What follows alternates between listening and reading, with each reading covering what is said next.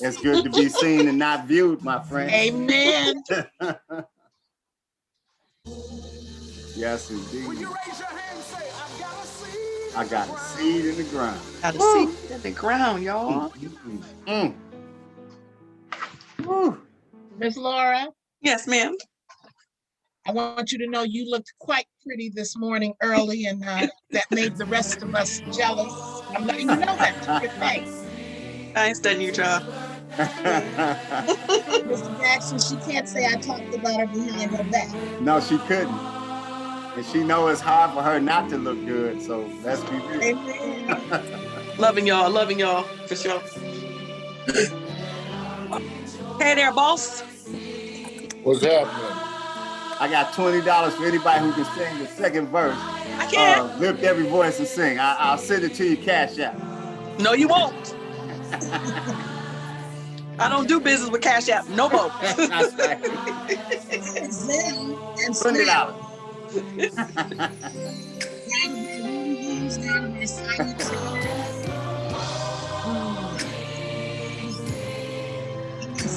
What's going on, Brother William? Not much, man. Good to see you, sir. Hold on. I got to take this call. All right. I guess we'll wait on you then. Brother Elam, how are you? Sister Linda, what's going on?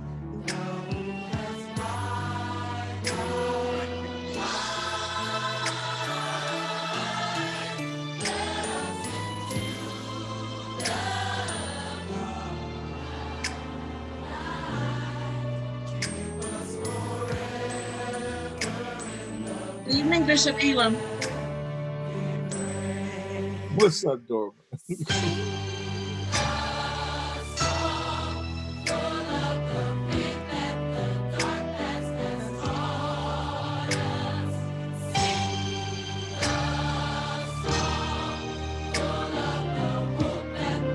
I know you know all the stanzas, don't you? You got to. No.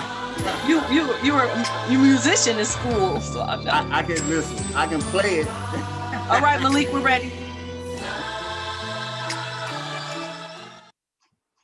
Hello, Radio Land. How y'all doing this evening? It is March 3rd. This is Women's Emphasis or Women's Empowerment Month, however you want to spin it. We're so excited to be here this evening live on WEXL 1340. Actually, it's WCHB. Excuse me. I went all the way back old school. WCHB 1340. And we are very excited and extremely happy to be here this evening to first announce some new developments and to give honor where honor is due. Our fearless leader, Mr. Keith Williams, is going to make some announcements. Keith, go right ahead, my man. Oh, I got to make some announcements today. You sure do. I'm trying to figure out what that is. How about you got some jobs? Oh. Okay, hi, I'm Keith Williams. I'm Laura's my boss. And so I've been following her for the last 8 to 9 years, I guess. Okay, but yes, I'm director of recruiting for the Wayne County Sheriff's Office. And we have jobs. We have 200 jobs. We're looking for eligible young men and women from 18 to 60 who wants to work in law enforcement as a correctional officer, a deputy sheriff as we speak, and with career advancements. If you want to be that, if you want to be a part of that, this is the criteria. You have to be 18 years old, high school diploma, valid driver's license, Michigan citizen upon hiring, be able to obtain a concealed weapons license, good correctable eyesight, and no felony. If you meet those criteria, then this is the salary. Salary is between $36,000 and $40,000, 401k, tuition reimbursement, and vacation. And so that is a great package. See, folks are always looking at the salary, but they're not looking at the total package. That's right. Okay. And lastly, this is the process. You have to take a psychological test. If you don't pass the psychological test, you don't go no further in our process. Then if you do that, you have the oral written exams, investigations, and in the last meeting with our deputies, and you're well on your way to being a Wayne County Sheriff. So don't look at it as like I said, don't look at it as a job. Look at career advancements. At the Wayne County Sheriff's Office, we get ready to matriculate into a new jail. I'd rather see mega schools than mega jails, but that's the way it is. We got some bad folks out here. So the bottom line is we need you. Call me at 313-657-8962. Now, Laura, the topic for today is the time for America to pay up. All right. Is it time for America to pay up? What does that mean? Oopsie. So give us that number for the career opportunity with the Sheriff's Department. Say it slow. Say it slow, Keith. 313-657-8962. Fabulous. For all of you in Radio Land, we've got a full panel on this Zoom call. You can't see us, but we're kind of deep up in here tonight. We got Mr. Steve Elam, the doctorate candidate doing his thing. We've got the host, Keith Williams. We've got the other resident 2 Detroit locals, Ms. Dorma Magruder and Ms. Linda Allen, myself. We've got a Baton Rouge implant. He's part of the family now, Mr. Todd Sterling. Of course, myself, Laura Sigmund, and a special guest that I will be interviewing this evening. His name is Mr. Lawrence Jackson. I'm extremely excited about this platform, again, because I think we decided last month that every month is going to be Black History. And so we get an opportunity to highlight on a regular basis things that are going on. I'm definitely going to see Linda. If you have something, as Women's Emphasis Month is Women's Empowerment Month. So if you got something that you need to put out there, so be it. Please, Mr. Jackson, sit a spell. I want to address it at this moment that there is a live website, listening audience. Check this out. Get your ink pen ready. www.dormamagruder.com. She's got prayers, abundant amounts of prayers that you can access for no matter the cause. And I'll let her address that in just a little bit. So in Radio Land, if you want to participate in our conversation, 313-837-1340, 313-837-1340. Call on in live. This is a live broadcast, WCHB 1340. This session and every session that we have, guys, is brought to you because we have fantastic sponsors. I mean, for real, Keith went out there and he whipped it up. That's what you see, real leadership. He went out there, beat the pavement, and brought us back strong community partners like, hey, we're in lockstep with Wayne State University. We don't have to go and build a stadium. We have one. That's what relationships can do for you. We have St. Josie Mercy Hospital. Hey, we get to use medical staff to do triage and do physicals and all the rest of it. That's what you call strategic alliance. We have Continental Foods, who provide our community with 5-star fare. I mean, they eat fine fare. That's beautiful. We've got relationships with Ralph Wilson Foundation, what was formerly Chemical Bank, now TCF for right now. We got a plethora of sponsors who really believe in what it is that we actually do. And if you want to join in, you want to participate, you want to sow a seed, you want to activate your time, your energy in a community organization, reach Mr. Keith Williams, 313-215-4121, 313-215-4121. All right, so Ms. Dorma, I'm gonna come to you at the very middle because I gotta get to LJ. This is a breaking kind of thing. We got an officer on the line. Mr. Lawrence Jackson, unmute your line, please. Yes, ma'am. Yes, I ma'am. can't even pretend like he's like some special guest or anything. Y'all know I consider him my work husband.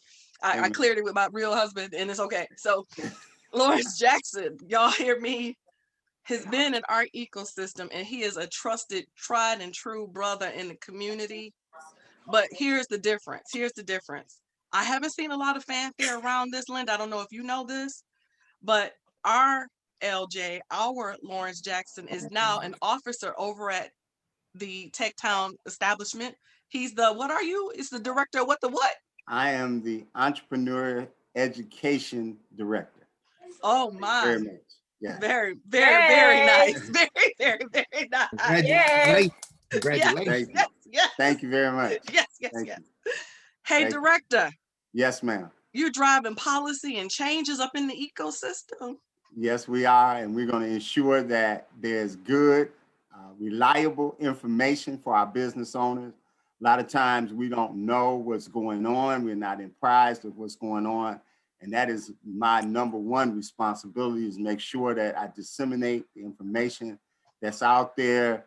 I can even start right now. If you haven't been to the SBA's website, you want to make sure you get to sba.gov and look at the changes that have been made to the payroll protection program. Let me tell you why that's so important. And I don't want to take up a lot of time, but you know me, I don't waste no time. I'm a disciple of Laura Sigmund. You just start doing, you don't play around, you don't mess around, you ain't got the time to be pontificating. So what I'm trying to tell you is they changed the rules. It used to be based on net income. Okay, so let me give you a quick example. I'm gonna try to use raw numbers. Let's say you made $48,000 gross last year. All right, but your net income, because you had $30,000 of expenses, all right, you only end up grossing $4,800. Now my math might be a little wrong, but I'm doing it in my head. But I want y'all to understand is, before they took that 4,800, divided it by 12 and multiplied it by 2.5, which gives you about $800, which you qualify for. All right, everybody with me? Yep. What they changed was, instead of that 4,800, and I'm talking about Schedule C, I'm talking about a sole proprietorship, one single member LLC. Yeah, most of these folks out here in the radio land. Yep. They changed it to make it so that the top line, or your gross income before expenses, before depreciation, interest, all of that. Now they take that number, which in this scenario would have been 48,000, divide that by 12, okay, times 2.5. So 48,000 divided by 12 is 4,000. Right. Okay. 2 times that is 8,000, and a half of that, right, is $10,000. So you got one scenario where it used to be you would have got basically $1,000. Now you can get $10,000. Hallelujah. Now, what's important about that is, if you've already filed for your PPP, they haven't made the fix so that you can go back in and reapply. So they haven't put the application out yet. That's why I'm asking people to go to sba.gov, because here's the other thing. A lot of us that have businesses like this, we might have reported losses. And if you reported a loss in your net income, you would not qualify for any of that PPP money. Ooh, okay. But now it doesn't matter if you had a loss or not, because they're going on your gross, the total amount that you earn versus net. Exactly. What if we already got the money though, LJ? I got that money 3 weeks ago. They gotta fix it. Ow! Some more money coming. Hallelujah. They gotta fix it. I like when we have directors that can tell us these kind of things, and they gonna give me some more money. So part of my charge. Part of my charge, because for me, this ain't just a job, this is a ministry. All right. It wouldn't matter, and it's not a ministry because I'm broke, because a lot of times we call stuff a ministry because we broke and we can't, but anyway, that's a whole nother conversation. But the bottom line is, it's a ministry for me because I care about all the people that are out here trying to get their business off the ground, and it's about time that our government figured out how to help us. And this is one way to help us, but you got to apply, and you got to have your books in order.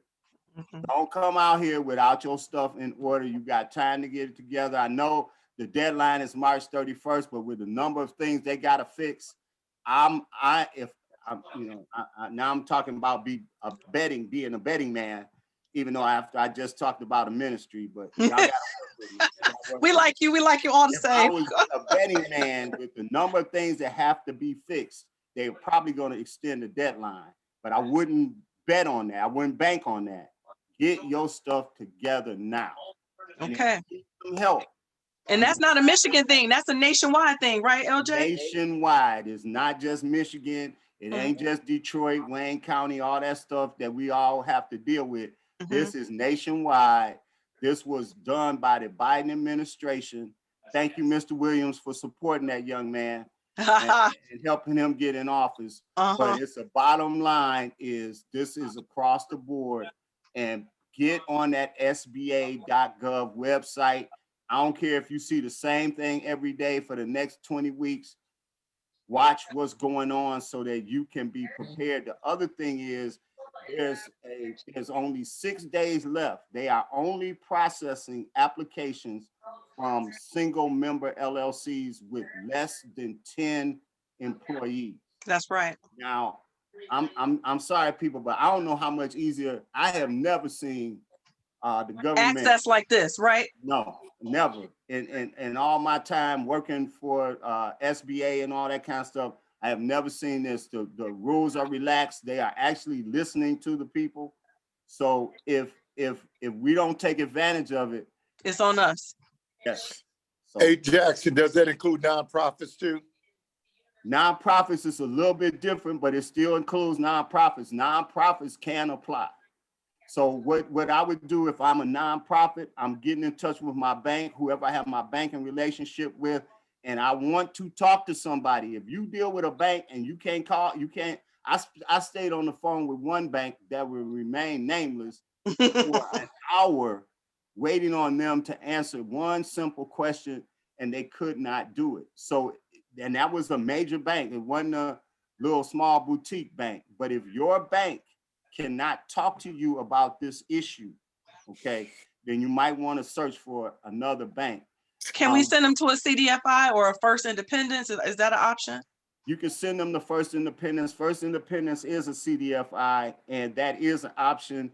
But I just don't know. I mean, I'm not asking you to vet. I'm not asking you to vet, officer. Yeah, I'm good. I'm good with that. All I know is you got to find somebody. If you got a special situation, and a lot of us do, you got to find somebody to help you through it. Now, let me go ahead, Keith. But you know something, in time of darkness, we should be preparing ourselves for whatever whatever joy is going to come out of this. That's right. Amen. Now.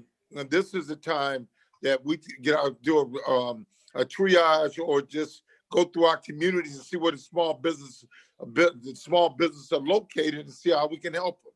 Absolutely. Now, what's interesting, director over there for the entrepreneurship and training and all the education at the Tech Town. Yes, ma'am. Mr. Keith Williams is now appointed to the small business. What's that committee you got with the governor? Small business committee, the government's task force.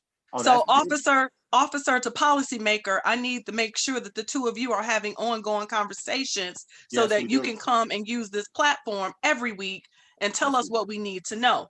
We need somebody to legislate and we need somebody to activate. That's Yes. the purpose of having this right here, this Black man Amen. over at Tech Town, Yes, who ma'am. can not only talk the talk, he can break it down for us so that we can participate. And then we have a trusted entity, a trusted person in those places that we don't always have a voice. We That's don't right. always have a voice. So That's right. I appreciate, and I want to say thank you to those folk. It's Yeah. only two people before you pass out of that to the board of directors, LJ. As an officer, true. I appreciate you Yes. I for holding appreciate it down and keeping it real, All right. telling us about this PPP. But congratulations, Black man. Thank you. Thank you very much. Thank you. Thank you. We are so happy to And see and to know you in that space. I appreciate that. And I couldn't do it without all of you, your support throughout the years, because you've always encouraged me and always pushed me forward. So I won't forget it, and I am going to pay it forward. No doubt about it. That's Well, what's up. That's Laura, what we I have need. some- See? Laura, I have some history with the young brother when he was working with the county, Yes, and I I know. created the one-stop shop, and he I was remember that. that was one of my joys, man, that we created something for a small business, and Yeah. And then they got mad at me because I brought it to the table, and then they defunded it at the same time. So Yeah. it was kind of crazy, but that's It's how okay. the game is played. It's That's okay all because right. now you're in a policy making space, right, Keith? You ain't got to dole out any dollars, but you can make some decisions. And then my man Lawrence has the capacity to not only make decisions but activate, right, and pivot and That's change correct. and advocate where we need that to happen. Again, I'm very thankful and appreciative, Lawrence, that you are in this ecosystem and so accessible. That Yeah. that matters too, right? When you Yes. get to some of these offices, you can't ring their phone, No. and all those things sort of like matter to me. All right, so we only got 10 minutes left. I need to Yep. hit both Dorma and Mr. Elam for inspirational moment. No Dorma, problem. Dorma, let me get to Steve. He may be quick and we can address, Yeah, those it's powerful definitely gonna be prayers. quick. All right. I'm going to Right. listen. I'm going to All right. listen in. I love y'all. Thank you, LJ. Thanks, All right. LJ. Love y'all. Peace. All right now. So thanks everybody. Good afternoon. It is March the 3rd. Woo! Hey, this thing is rocking and rolling. And It is. outside of not only being Black History Month again, it is it is Reading Month, and also just like you said, Women's Month, and we need to recognize all of those, because without Black history, there is no history. It is our story. I think a lot of people, I'm working with a group, they say, well, it's his story. Nah, his story is coming. Everybody knows it's not true. So, at every point I was talking with a friend of mine last night, and that led me to this piece right here using Miles Monroe. You can be fruitful and multiply. This is Matthew chapter 7, verse 16. By their fruit, you will recognize them.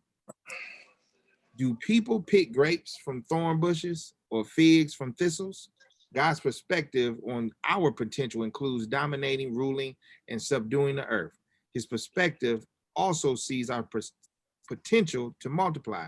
God gave every human being the potential to be fruitful and to reproduce after their kind. God blessed them and said to them, be fruitful and increase in number, fill the earth and subdue it. Rule over the fish of the sea and the birds of the air and over every living creature that moves on the ground. That's Genesis chapter 1, verse 28. While it is true that God gave us the ability to have children, and the potential God is talking about here is much more greater than helping to support the capacity of our babies. He has given men and women the potential to reproduce, yes, but what are we reproducing? This leads to the biggest question. What is going on with this next generation? What kind of children are we producing? God has given you the power to influence them either for good or for evil. Will the next generation be cussing, alcoholic, illiterate people, or will they be righteous and upright, seeking the Lord and obeying his commandments? You have, meaning we have, the capacity to produce the children that we want to mirror our lives. And that is where we are at. I really think that this is where we are at. There have been a lot of reports talking, dealing with COVID slide, dealing with education, and now we have an opportunity to reset, and we must be the loudest voice in the room. Like I always say, squeaky wheel get the oil. So I'm glad that we got brothers like Keith and Todd and Dorma, sisters like Dorma and Linda on here, and Laura helping us become that squeaky wheel. That's the only way we're going to know how to move this thing forward, is to stay connected. We no longer can wait for somebody to come save us. We must save ourselves. Hallelujah. Thank you for that, Stephen. Yes, that indeed. was awesome. Miss Dorma. Good evening, everybody. Good evening. May I extend a special welcome to Dr. Todd Sterling. My website, dormamagruder.com. Yes, it is up. The prayers are up, and the shorter ones will be going up over the next few weekends, over the next few days. But it's important that we understand the power of prayer. I prayed and I asked the Lord, you haven't given me a voice to sing. What is it that you want me to do? And he said, when you were a child, I was passing your grandmother's gift of prayer on to you. And he told me exactly how to pray. I do not read the prayers. I just pray, and then I start recording and I read the scriptures. And I'm honored and humbled by that, because prayer does what nothing else can do. I'm not the only one who can pray. I'm not the best one who can pray, but I love what I do. And I have prayers for healing, diabetes, high blood pressure, cancer, prayers for emotional situations, broken heart, prayers for business owners, and there will be more. But the important thing is that I want all of you to understand when you go, and you can go and you can purchase and you can download them immediately, or you can order the CDs. It's so important that we recognize the true power of prayer. And one of the definitions of the word power, when you look in the dictionary, is the ability to take action. And let's remember that after we pray, after we have the vision, Psalms 1, Keith, and you all help me if I'm wrong. The first division of Psalms says, whatsoever a man doeth, God would prosper. And then when you go back in the Old Testament, God said, I am the Lord God who gives you power to get wealth. So God will teach us and show us what to do. But after we pray, after we supplicate, then we've got to get up and act and be about our business, like everyone on this call. And I hope Lawrence is still listening, because Laura, as you know, he is not a teacher, he's an educator. That's Keith, right. I take nothing away from you, because you do the same thing. Teachers teach to the test, educators teach to life. And that is what we're getting. And that is so important that we have that here. And I thank you all so much. I hope you enjoy what is there. There are samples, and my phone number is there. If there is something that I can do or something you want me to pray for specifically, please call me, please email me. I do not mind, and everything is confidential. Thank you. I think it's fantastic when we I don't know if you guys pay attention to this, but the mental health challenges, the socialization challenges, because people are not able to congregate and do what they normally do, has caused people to feel disconnected. But when you're able to pray and to pray fervently, you sort of like enter into a different realm, a different space, and you have the spirit of calmness that can, just come over you.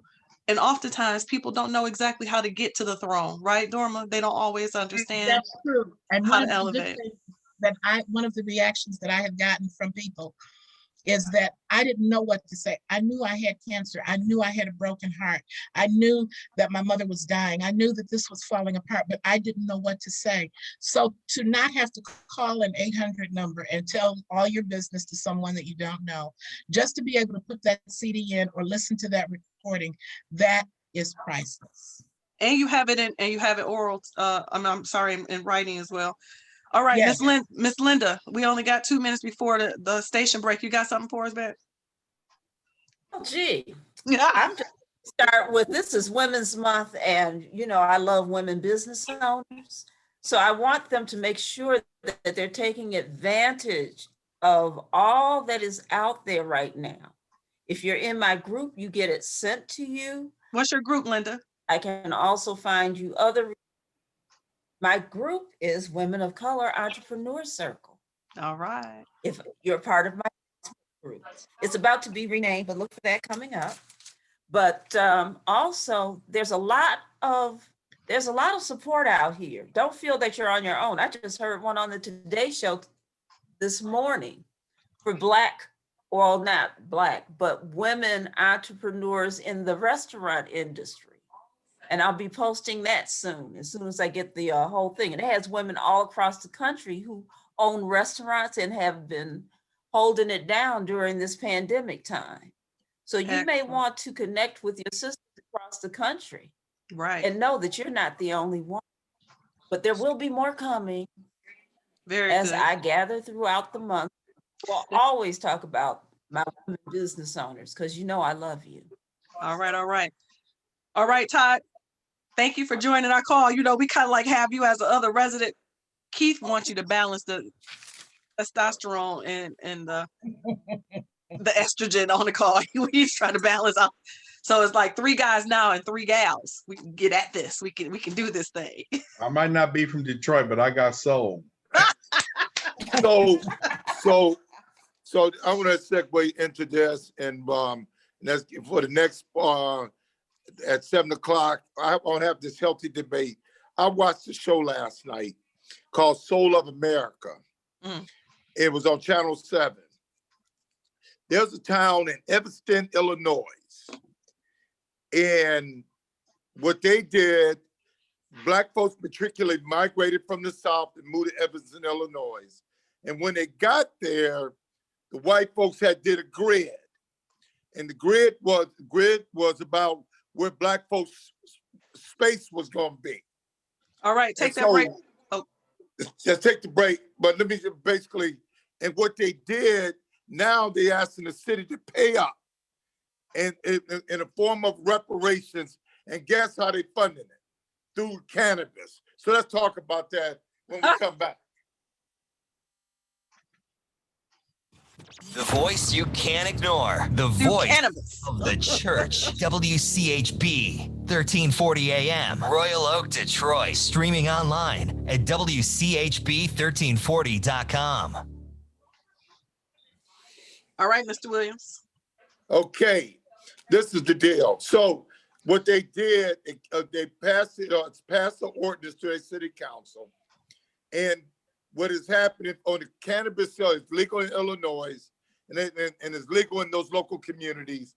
And what they did, they said they're gonna charge 3% of all cannabis sales that come through that city. So I said, that's an interesting way to pay for the reparations program. Hmm. The money either is going to be a cash payment or money set aside for first-time home buyers or trying to go in business and things like that. So the conversation I want to have, is that a good thing or a bad thing? Before we start, whether it's good or bad, let's send Laura, Todd, Keith, let's send everybody. Linda and I can stay here and count, but you all need to go and oversee and make sure that they do it right. Somebody Todd. has to be there to orchestrate it. So Todd, I'm gonna start with you, Todd. What's your feelings about that proposal? Because I don't know, no state in the South, but Virginia has approved cannabis sales, recreational drugs in their community. So how you feel about that? If you can, synopsize it for me again. The town did what? What it is, in Illinois, they passed the medical and recreational marijuana smoking. Uh-huh. Okay, so now it's legal in in those cities. Right. Okay, they got to come up with their own ordinances. In Evanston, Illinois, to pay back for the mistreatment of Black folks, they passed the ordinance that 3% of the marijuana sales go towards paying for the reparations. Oh, nice. Guys, I'm down with reparations. Angela Rye famously says we built this joint for free. She's got t-shirts, hoodies with that on it, and it's absolutely true. Everybody else that has been taken advantage of in America has gotten reparations. The Jews got reparations for the Holocaust. The Chinese got reparations for The Native treatment Americans. in North Carolina, in North California. So many other folks except us. And it really makes you wonder why they hate us so much, because we built this joint. You think about it, I live in Louisiana. At one point, cotton and sugar were king. I mean, you talk about, this was one of the wealthiest states and areas in the world because of cotton and sugar. And so you think about the labor of that. You think about the innovations. A brother, Mr. Julian, he created the sugarcane planting machine that industrialized sugarcane planting. It was Black folks who created all the necessary chemistry and engineering that broke down the processes and made it less laborious and less killing and taxing on the people that were doing it. And so, didn't get paid for that, didn't get patents for that. And that's the real criminal thing. All the stuff that has been invented by us, we didn't get paid for, nor the patent remuneration for it. So yes, I am down with reparations, and if they're going to do it on the backs of medical and recreational marijuana, that is fine to me. I totally agree. Let me say something, Todd. When we get a small business in the Metro Detroit area trying to pull their financials together, and they're going to do what we call sweat equity, right? They're going to do the work. We are required to assign a value to that sweat equity. We are required to say to them, if you're painting the house, if you are cutting the grass, if you are, in there doing all the labor and you're not able to pay yourself, you put into that loan that you brought this much equity to the table. This is the same discussion. You need to go back and assess and identify what's the value of this, and this is what you owe.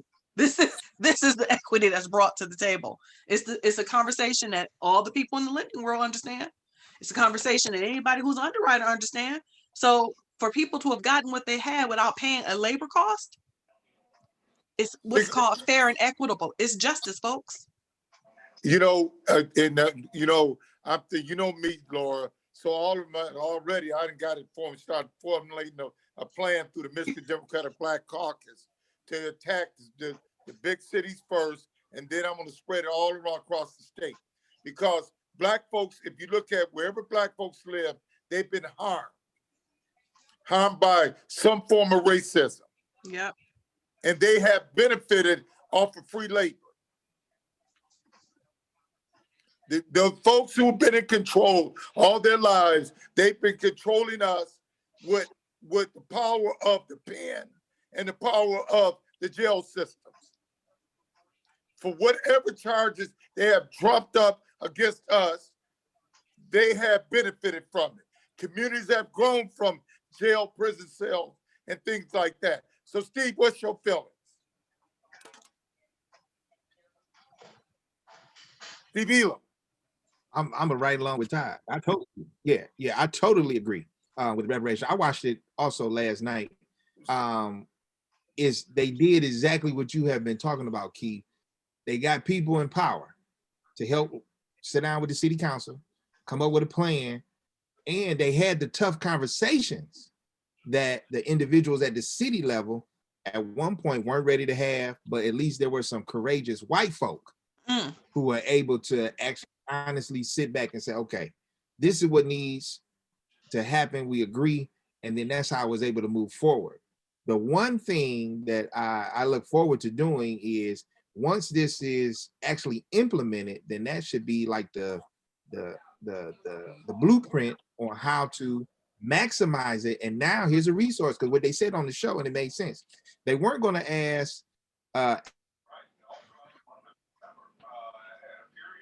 Oh, he froze. actual tax-paying citizens. They weren't going to ask them to be taxed to pay for these reparations. They were going to use the recreational marijuana piece. That's the best way to do it. And what made total sense is that they were, they looked at, you can tell they did a SWOT analysis, and they were being strategic to start small.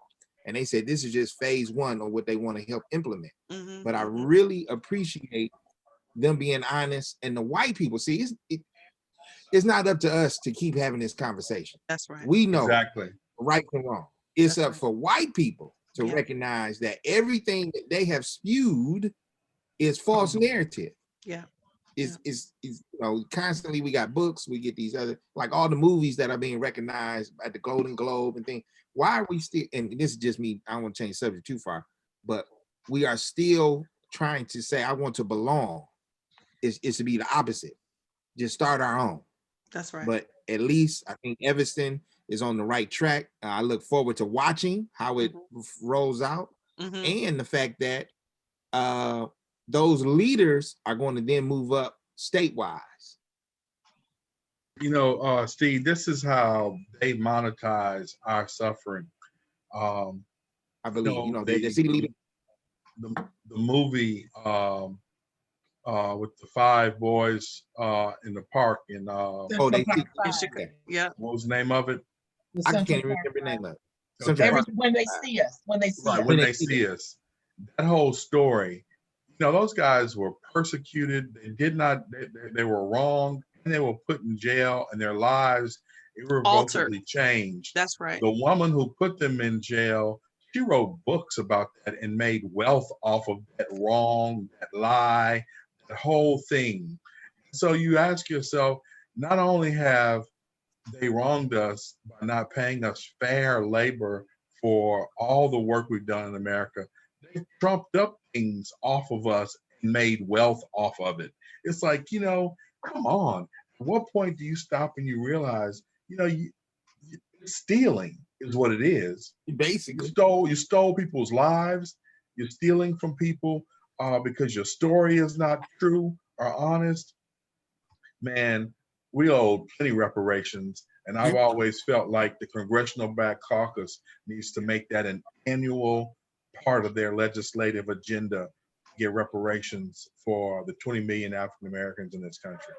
If they can do it for Todd, casinos. And that's- something else but- I would mention okay. in terms of reparations and in terms of money owed is in the practice of redlining. Mm.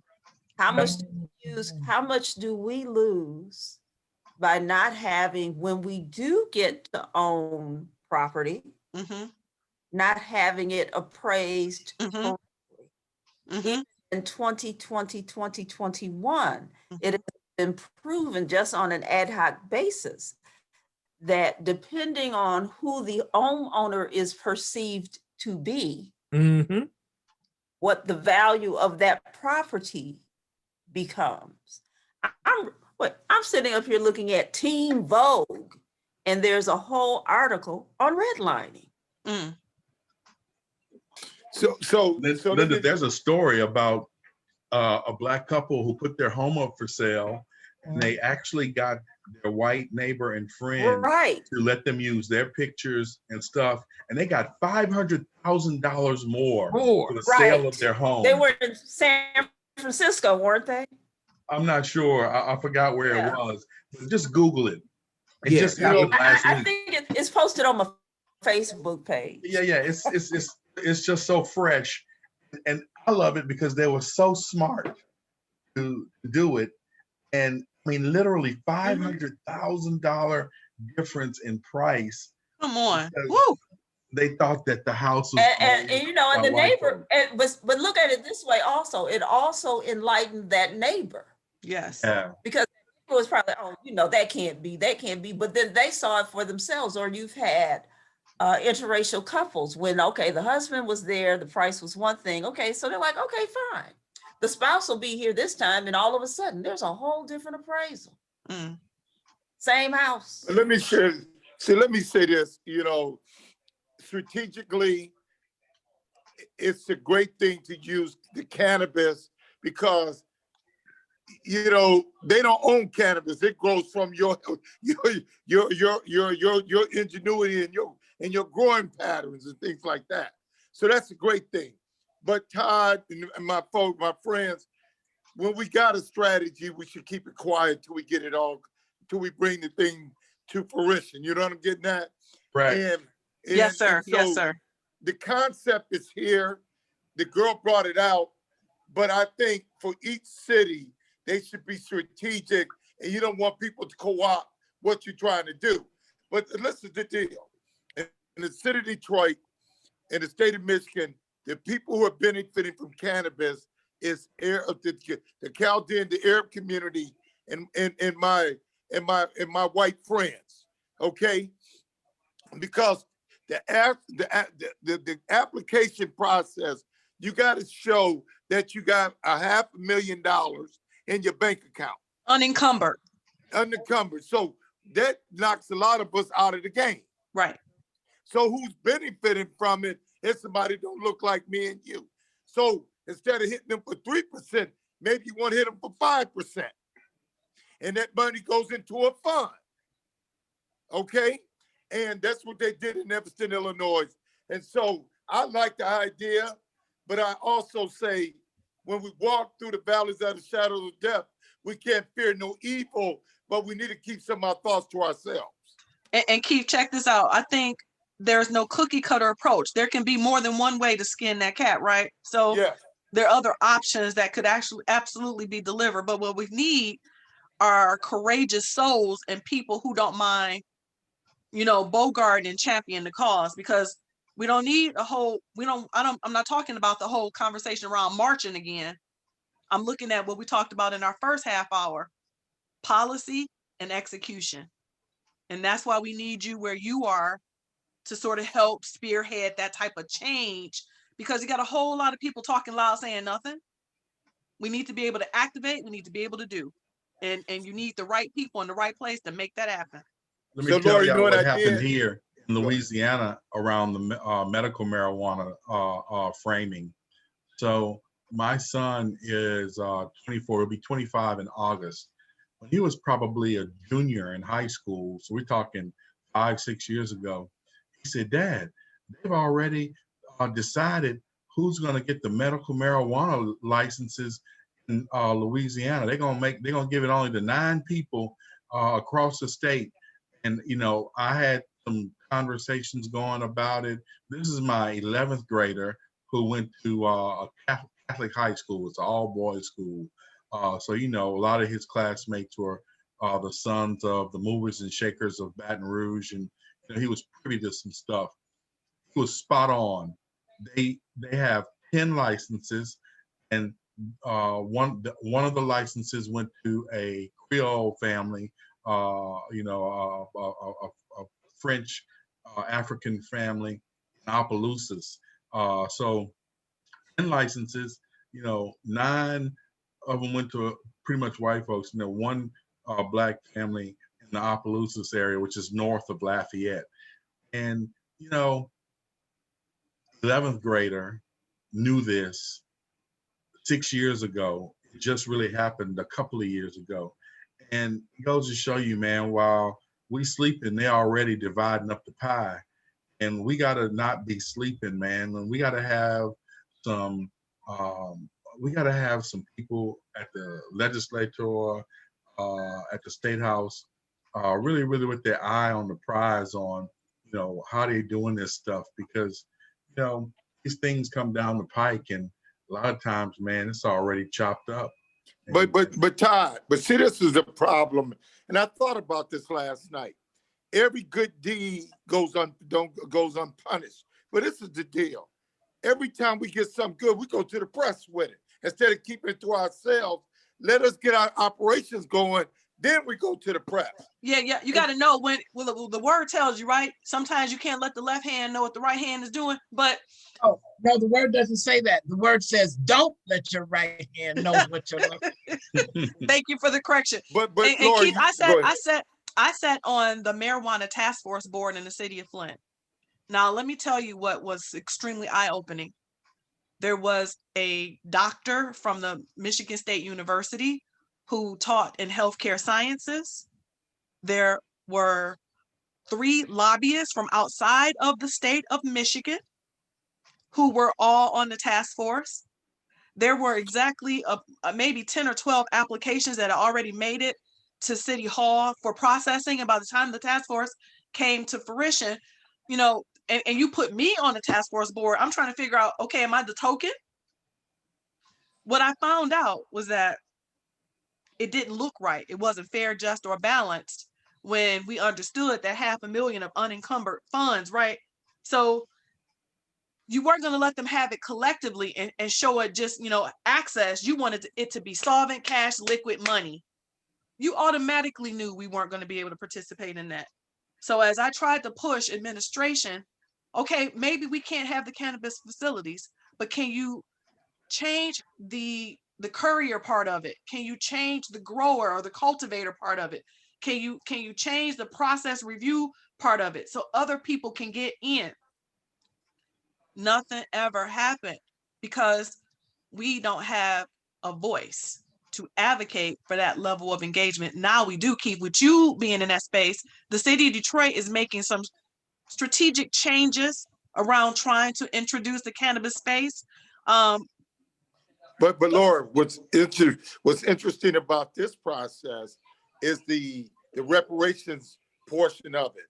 That Right. if you set aside X amount of dollars to help grow first-time home buyers, a person need cash to go in business, that's how that fund would be distributed. I see it's both and. It's both and. Keith, we want to have access to the wealth for real, and we want the distribution side. We want the distribution of the 3%, but we want to touch the real money too.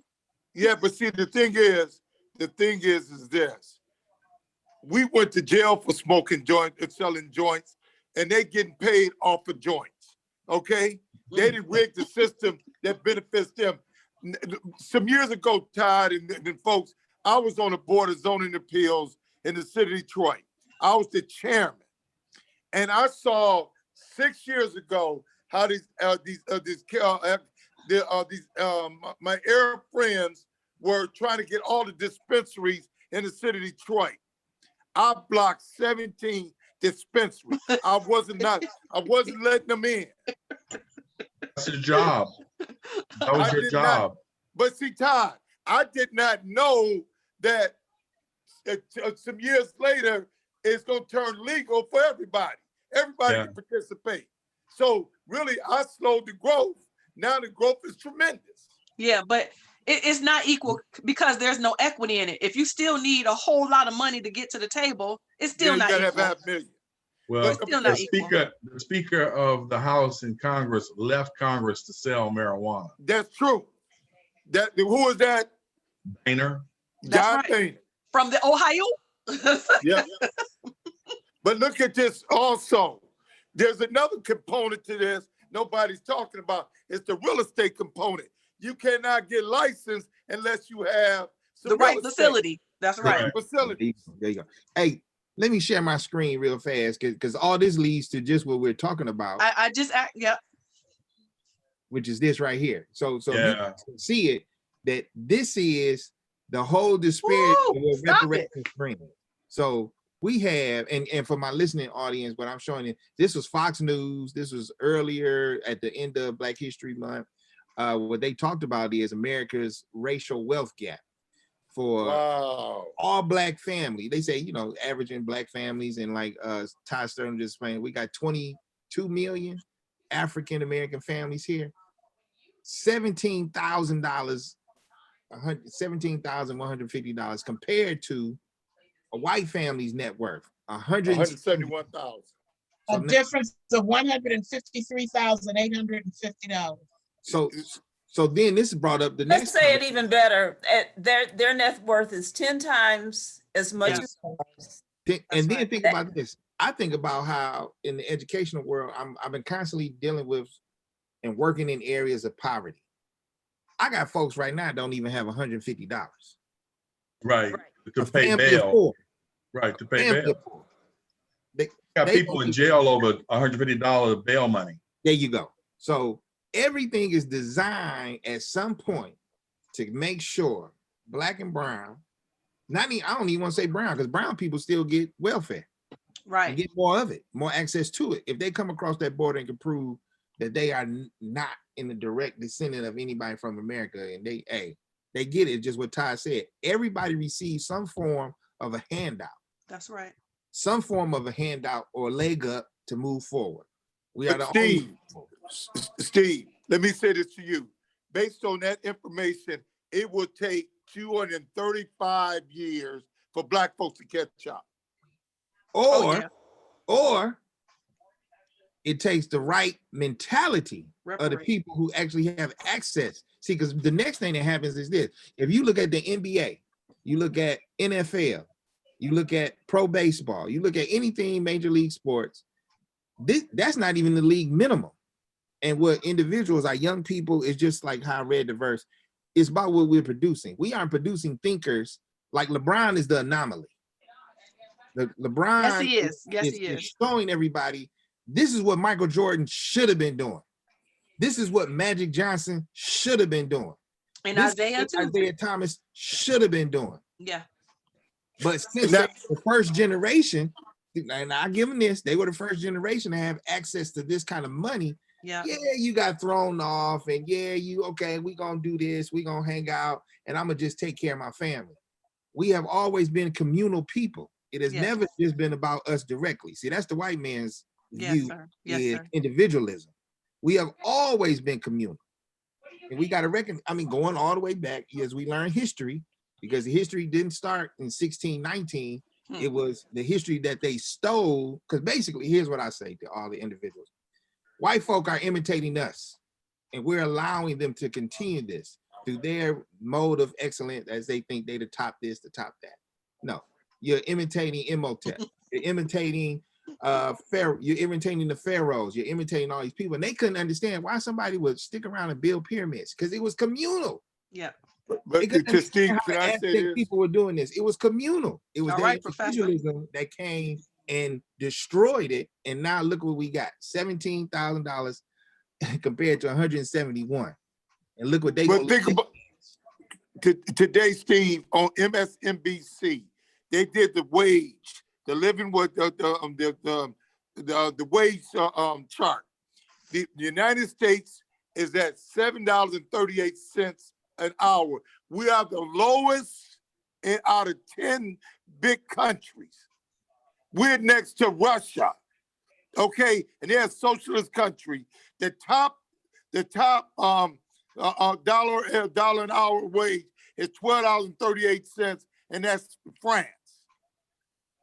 So throughout the hemisphere, they ain't paying nobody no money.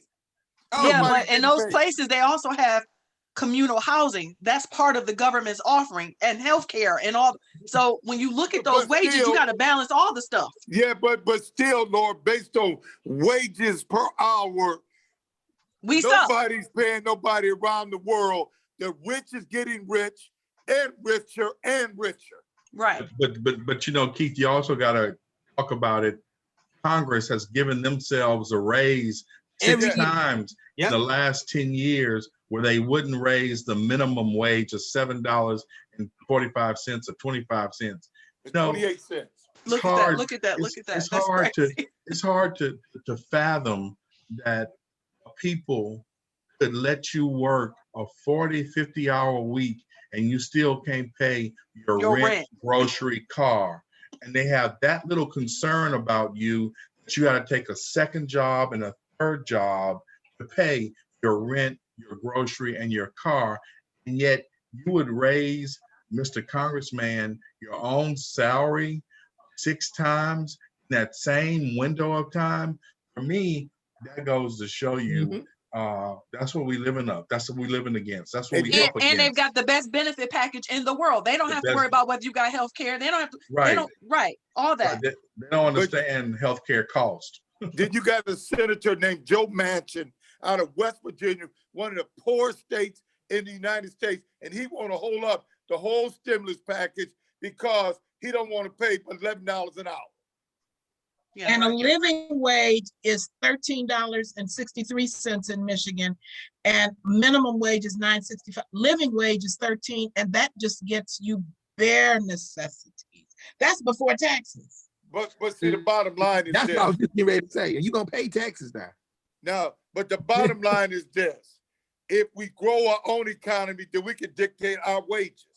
I When think you this is a depend good. on them for their wages, your wage structure, you get what they get, you get what they do to you all the time. You get nothing. So we need to change our mindset and There you say go. enough is enough. Take our space back and get rich off our space.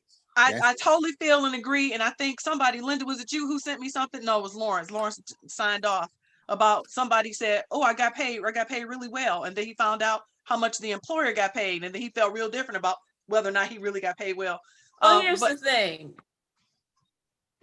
I was going to say, if you know, the thing seems to be, someone said, if you can't afford to pay a living wage, then maybe you don't you shouldn't have a employees. company. That's right. Look, we gotta pick Right. this up. We You gotta do pick it all this up. yourself. We're gonna have to pick this up again next week. But you know what? I need to defend that, because as a person who owns a business, who makes payroll, there is a real conversation behind a blanket legislative act of $15 an hour. We need, we need to be able to discuss that. Laura, I agree with you. I agree with you. To me, it should be a sliding scale Yes, based sir. on your revenues. Yes, sir. Your revenues. So It's time to let's end, take up Keith. this conversation the whole next week.